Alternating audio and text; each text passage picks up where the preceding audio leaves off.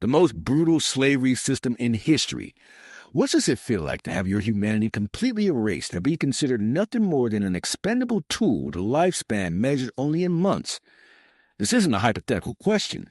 For millions of human beings, this was their inescapable reality.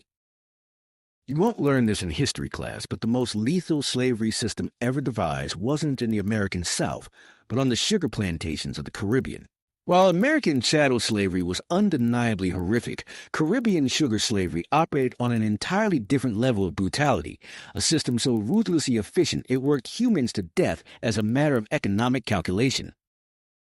In Jamaica, Barbados, and Saint Domingue, modern-day Haiti European powers created literal death camps disguised as agricultural enterprises. The average lifespan of an enslaved African after arriving on these islands? 7 years. In the worst plantations, it plummeted to just 2 years before the human body would completely break down. Let that sink in. These weren't places of generational enslavement. They were places of deliberate, calculated death by work. The economics were coldly simple. In the 18th century, buying a new enslaved person cost less than maintaining an existing one past their prime productivity. Plantation owners did the math, replace rather than sustain. One British sugar planter, Edward Long, explicitly wrote that it was cheaper to work slaves to death and replace them than to maintain them humanely. The hellscape of sugar production is almost impossible to comprehend. Enslaved workers labored for 18 hours daily in sweltering heat, swinging machetes to harvest razor-sharp sugarcane. The juice from the cane would mix with sweat, creating a sticky substance that attracted insects that would bore into open wounds. During the grinding season, work continued non-stop, day and night, for months.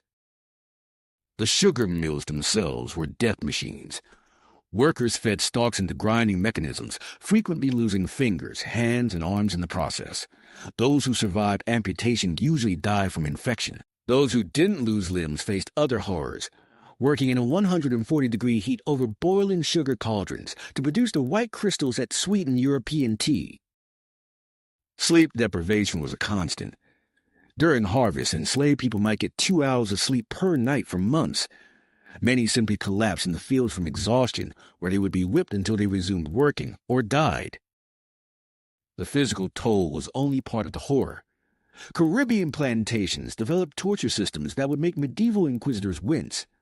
Planters in Jamaica created a punishment called Derby's dose, forcing an enslaved person to consume human excrement, typically through a funnel rammed down their throat, followed by a lime juice chaser to induce violent vomiting. Another common punishment was pickling, cutting open an enslaved person's skin and rubbing salt and hot peppers into the wounds before suspending them above the ground from hooks. Some punishments seem almost unbelievable. In Barbados, planters would force enslaved people to defecate in the mouths of others as punishment or pour boiling wax onto their skin. In 1781, the captain of the slave ship Zong made a decision that perfectly encapsulates the commodification of human life.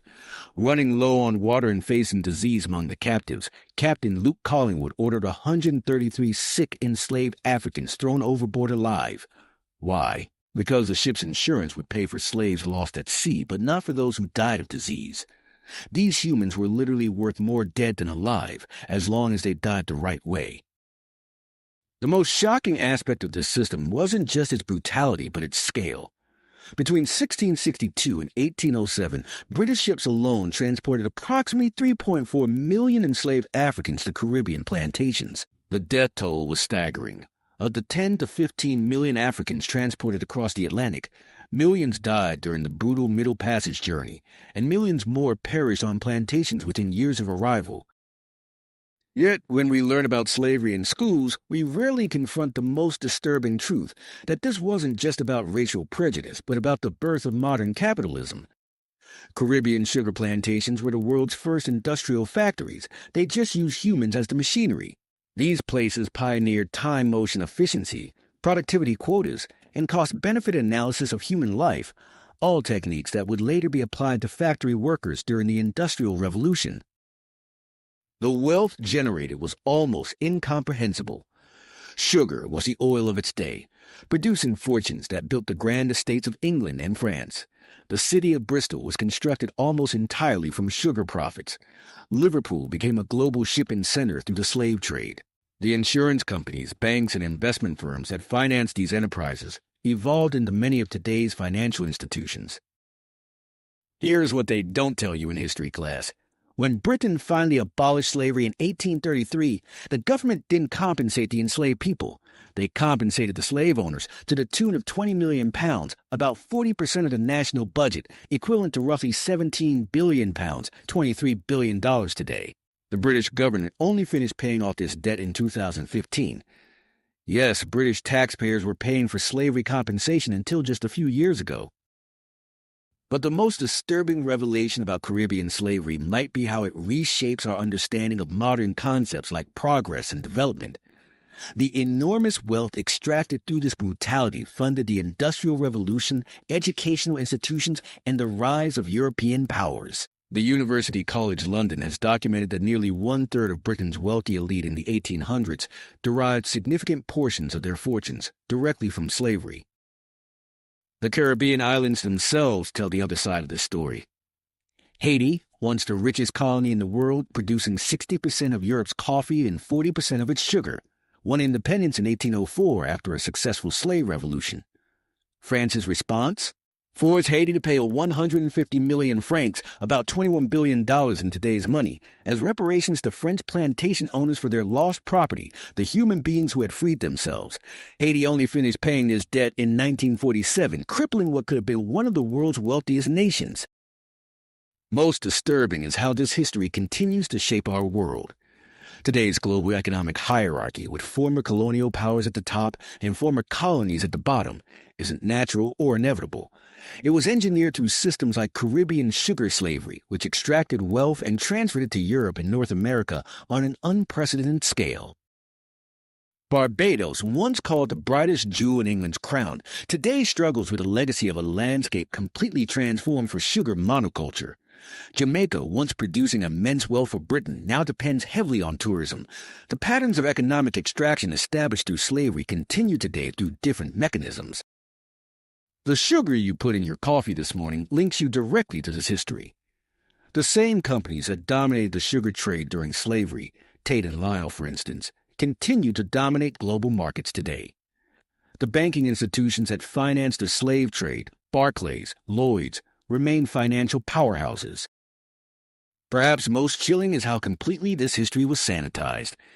When I was in school, we learned about slavery as an unfortunate historical footnote, not as the economic engine that built modern Western prosperity. We were told about abolitionists, but rarely about how fiercely ordinary citizens defended slavery because their economic interests depended on it. Today, Caribbean nations are demanding reparations from European countries that profited from centuries of enslaved labor. The response has been tepid at best. No wonder, acknowledging the full brutality of this system would require reconsidering much of what we believe about how our modern world was built, who built it, and who continues to benefit from its foundations.